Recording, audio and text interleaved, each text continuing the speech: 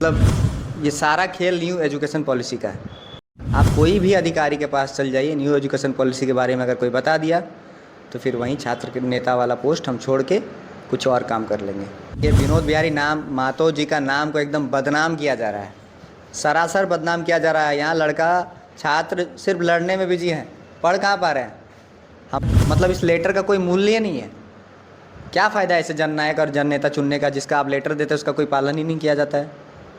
ये प्राइवेट संस्थान झोला भर भर के पैसा देती है, तभी तो प्राइवेट संस्थान बढ़ क्यों रही है। हमारे आसपास एक नेता हैं जिन्होंने अपने ही पापा जी के नाम पे एक इंटर कॉलेज खोल लिया, तो ये साजिश नहीं तो क्या है। आने वाला टाइम में बोकारो में और धनबाद में 2 से 3 प्राइवेट यूनिवर्सिटी खुलने वाले हैं। कोई है आसपास, आप दिखा दीजिए ना। रामरुद्रा में अब CBCS सिस्टम हो गया, अब लिमिटेड स्टूडेंट्स, यहाँ भी लिमिटेड स्टूडेंट्स। लाइन से देखिए आपको सिर्फ प्राइवेट संस्थान दिखेगा और लगातार खुलते जा रहे हैं। बगल में सास कॉलेज के बगल में एक और इंटर कॉलेज खुलने जा रहे हैं। तो ये सब साजिश है, ये सब पूरा पॉलिटिक्स है, इसको समझना पड़ेगा लोगों को। दोषी यहाँ के नेता, दोषी पब्लिक भी है यहाँ का, जो ऐसा जनप्रतिनिधि को चुनती है जिसको पता ही नहीं, जो आपका बात ही नहीं सुन रहा है। आपको तो शिक्षा में ही बात करना चाहिए। सब यहाँ पे इसी चीज़ में लगा हुआ है, राम राम, हिंदू मुस्लिम, बाहरी भीतरी, इससे ज़्यादा कुछ नहीं। सिस्टम पे बात कीजिए, एजुकेशन सिस्टम पे बात कीजिए, पूरा सिस्टम लाइन में आ जाएगा।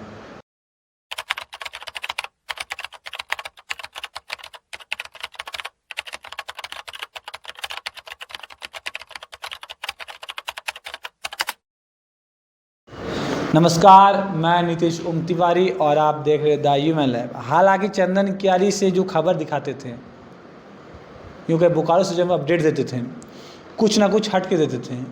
कुछ दिन पहले आपको हमने पुल का दिखाया, फिर दंत चिकित्सक का दिखाया, अब हम शिक्षा पे बात करते हैं। क्योंकि झारखंड का निर्माण करता यदि बात कीजिएगा तो बहुत कोई रहे हैं, बहुत कोई।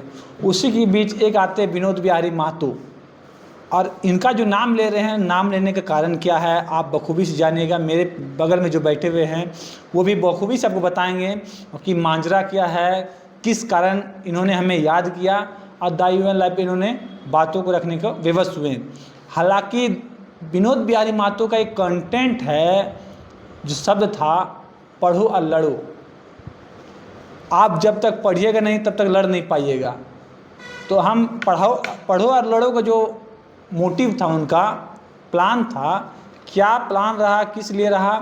बगल में जो बैठे हैं, जो छात्र हैं, युवा छात्र संघ के हैं, और छात्रों ने इन्हें नेतृत्व करके इन्हें एक पद में चयनित किया। और चयनित करने पर इनका एक जिम्मेदारी बनता था, और जिम्मेदारी का इन्होंने किस पूर्वक निर्वाह किए हैं, इन्हीं से जानने की कोशिश करते हैं। तो तमाम हमारे दर्शकों को अपना पहले परिचय दे दीजिएगा। नमस्कार, जोहार। मैं युगदेव माथा छात्र संघ का हूँ। छात्र संघ से छात्र नेता हूँ, बोकारो का नेतृत्व करता हूँ। छात्रों का हर समस्या को ज़ोर शोर से मतलब उसका एक बात रखने का काम करता हूँ। युगदेव, आखिर द ह्यूमन लैब को अपने कॉलेज कैंपस में बुलाने का कारण क्या, मोटो क्या रहा? देखिए, एक छात्र नेता हमेशा छात्रों के बारे में ही बात करता है। तो ये मोटो हमारा यही है कि हम लगातार 1 साल से इंटरमीडिएट का लड़ाई लड़ रहे हैं, जिसका अभी तक कोई निष्पादन नहीं हो पाया है। यहाँ के जो जनप्रतिनिधि है उनका भी कुछ पत्र है जो माननीय उच्च शिक्षा सचिव को दिया गया था, तकनीकी विभाग राहुल पुरवार जी को, जो भी काम नहीं आया। कोई नेता ऐसे थे जो विधानसभा में भी आवाज़ उठाए, जो उनका भी बात काम नहीं आया। ये सेशन कब का था बताइएगा थोड़ा सा। ये सेशन देखिए, ये मतलब ये सारा खेल न्यू एजुकेशन पॉलिसी का है, जो कि सेंट्रल गवर्नमेंट का एक लाया हुआ पॉलिसी है, जिसका ना अभी तक कुछ रूप, कुछ सेमिनार, कुछ सेशन, इसका जानकारी किसी के पास नहीं है। आप कोई भी अधिकारी के पास चल जाइए, न्यू एजुकेशन पॉलिसी के बारे में अगर कोई बता दिया तो फिर वहीं छात्र के नेता वाला पोस्ट हम छोड़ के कुछ और काम कर लेंगे।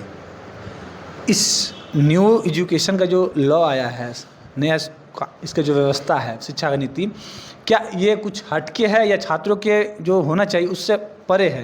क्या है ये न्यू एजुकेशन पॉलिसी एक डार्क वेब समझते हैं आप, एक काला युग, डार्क डिकेड, छात्रों का भविष्य को ख़राब करने वाला पॉलिसी है।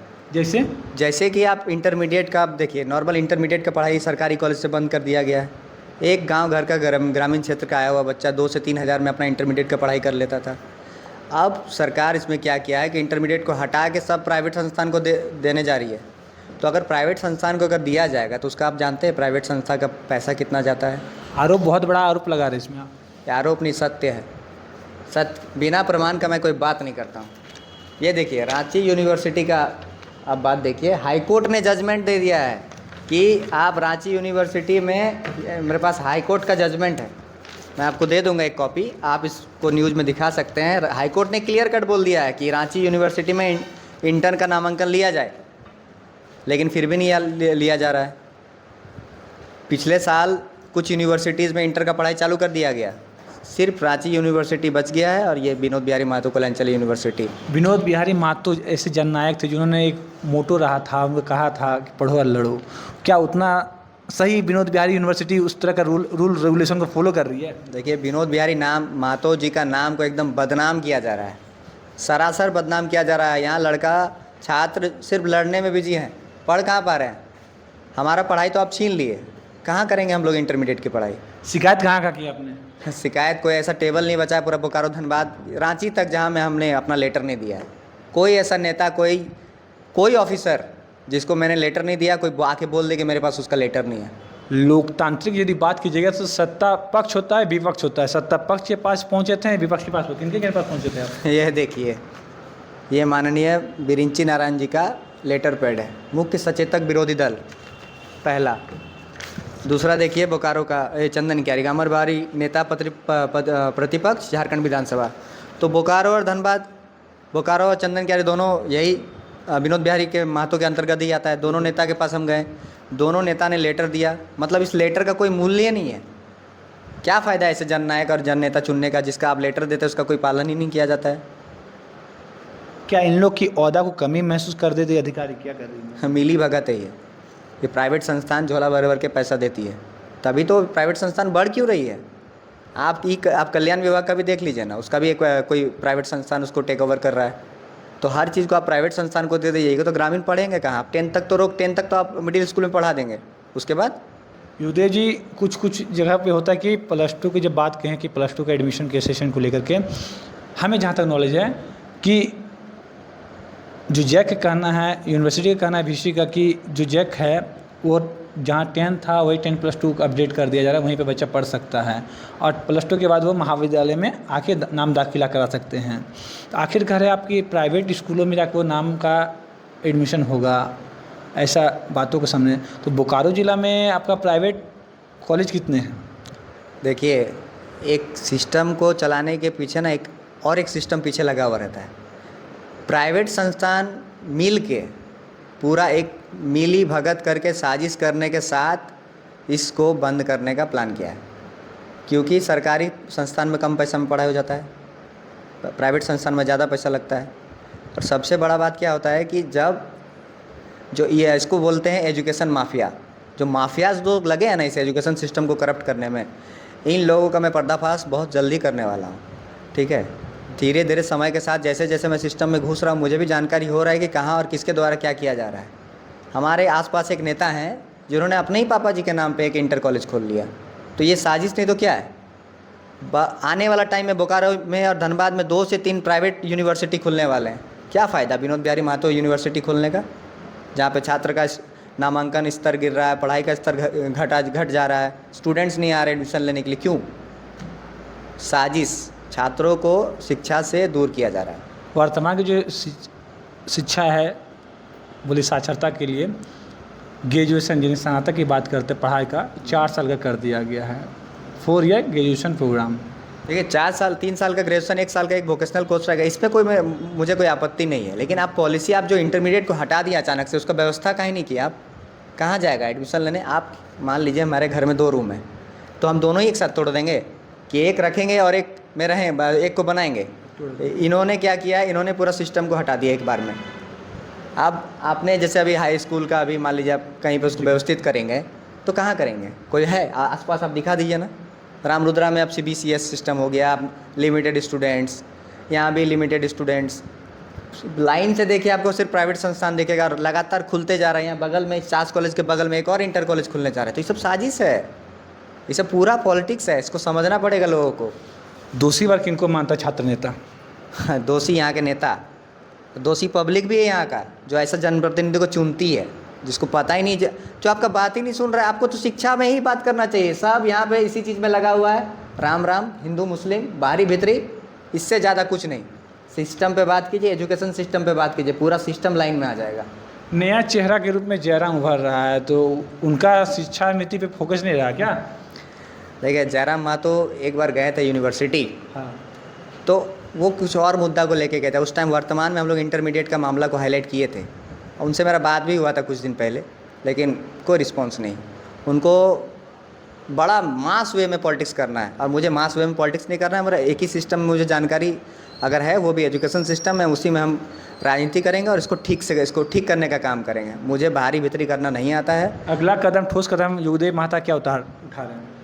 अगला कदम मेरा यही होने वाला है कि एक जनता के सामने बोल ही देता हूँ, मैं PIL दर्ज करूँगा, और इसी आधार पे करूँगा जो हाई कोर्ट ने दिया है। हाई कोर्ट ने यही जजमेंट दिया है कि आप रांची यूनिवर्सिटी में इंटरमीडिएट का नामांकन ले सकते हैं, लेकिन इसी आधार के साथ मैं एक PIL दर्ज करूँगा, और उसके बाद जो होगा देखा जाएगा। आपने कभी एजुकेशन मिनिस्टर से बात किया था इस टॉपिक आप पे? देख रहे हैं एजुकेशन मिनिस्टर कौन है झारखंड में? कोई सिस्टम है? कोई है? चरम CM ने जबकि आदेश दे दिया था कि आप इंटरमीडिएट का पढ़ाई चालू कर सकते हैं, ये आदेश था। आदेश देने के बाद भी हम कौन सा ऐसा नेता नहीं है पूरा बोकारो झारखंड में जिससे हम मिले नहीं। अभी एक लोकसभा चुनाव का आप मुद्दा देख लीजिए, हमने समर्थन भी इंटरमीडिएट का मामला को देखते हुए दिया था, लेकिन अभी भी कुछ नहीं हो रहा है। क्या वर्तमान में जो निर्वाचित जीत के जो आए हैं आपके सांसद ढुल्लू महतो जी, क्या उनसे मिलेगा सदन पटल में बातों को रखने के लिए? कहिएगा क्या? उनसे मैंने इलेक्शन से पहले मैं 10-12 बार मिल चुका हूँ, इलेक्शन के पहले भी मैं मिला। उनका कोई ठोस डिसीजन नहीं आ पा रहा है। अभी तो वो दिल्ली में है और बहुत व्यस्त होंगे, तो ये सब छोटा मोटा एजुकेशन वाला बात थोड़ी ये लोग समझते हैं। ये लोग वही समझते हैं कि जहाँ बाहरी भीतरी लूट, ये कोयला वोयला, यही सब में लोग बात करेंगे। अगर एजुकेशन सिस्टम में बात करते हैं तो बोकारो और झारखंड से एक लड़का निकलते पढ़ लिख के। आप चंदन के क्यारी चल जाइए, चंदन क्यारी का स्कूल देख लीजिए ना, क्या स्तर है। बात करते हैं, इल्ज़ाम लगाते हैं दूसरा नेता पे, यहाँ के नेता लोग। अरे अपना काम देखिए, और आपका काम हम गिनाएंगे इस विधानसभा में। आखिर नेता लोग, युगदेव भाई, नेता लोग आखिर शिक्षा पे बात क्यों नहीं करता है? जानते हैं इसमें पॉलिटिक्स नहीं है, लोग ज़्यादा इंटरेस्ट नहीं लेते इस पर। कहीं ना कहीं बच्चा लोग पढ़ ही रहा है कोई प्राइवेट स्कूल में, जब तक लोगों को इफेक्ट नहीं होगा इस चीज़ का, तब तक इस चीज़ को मतलब इसका बाउंडर नहीं होगा, तब तक लोग खेलने में मज़ा नहीं आता है। इस घनघोर अंधेरा में ज्योति के रूप में कितना प्रकाश दे पा रहे हैं अकेले? देखिए, हम लड़ाई इसका छोड़ने वाले हैं नहीं, जहाँ तक होगा ये लड़ाई चलते रहेगा। स्लो स्टार्ट किए हैं, लेकिन स्टार्ट में हम रुकेंगे नहीं, ये लड़ाई कंटिन्यूस रहेगा जब तक हम आवाज़ बन के उठते रहेंगे। हर छात्रों का प्रॉब्लम के लिए हम उठते रहेंगे, जागते रहेंगे। आप आम आवाम छात्रों से और गरीब सुदूरवर्ती इलाकों के जो छात्र हैं उनसे आप क्या अपील करना चाहेंगे? देखिए, जो गांव घर के औरत, बुजुर्ग, महिलाएं हैं, उनसे मैं बोलना चाहता हूँ कि देखिए, अगर आप अपना स्तर, अपना बच्चा को अगर अच्छा भविष्य देना चाहते हैं तो एक ही उपाय है, सिर्फ शिक्षा। शिक्षा आपको अच्छा माहौल देगी, अच्छा समाज देगी, रोज़गार देगी, आपका घर का माहौल बदलेगा। हर मतलब शिक्षा ऐसा चीज़ है जो आपको हर चीज़ कर सकता है, हर चीज़। आखिर लोग क्यों चाहते हैं कि हम नौकरी करें, कुछ अच्छा पोस्ट में रहें, कुछ ये करें? तो कहाँ से करेंगे? आप तो यहीं पे पेड़ काट दे रहे हैं। आप इंटरमीडिएट मान लीजिए बंद कर दिए, सरकारी कॉलेज में जो हर देखिए, बोकारो झारखंड में सब अमीर बच्चे नहीं हैं। यहाँ का आप रेशियो निकालेगा तो मैक्सिमम ग्रामीण लोग आते हैं जिनके पास उतना पर डे का इनकम नहीं है। तो लोग चाहते हैं कि किसी तरह पढ़ के निकलें, एक डिग्री हमारे हाथ में आए, तो वो डिग्री भी आप छीन रहे हैं। इसमें जो माफियाज लोग लगे हैं ना, इनका पर्दाफाश जल्द होगा। ये थे हमारे युगदेव, और युगदेव जी ने बता ही दिया कि आखिर क्या कारण है और किन किन लोगों से छात्रों की समस्याओं को लेकर के अवगत हुआ।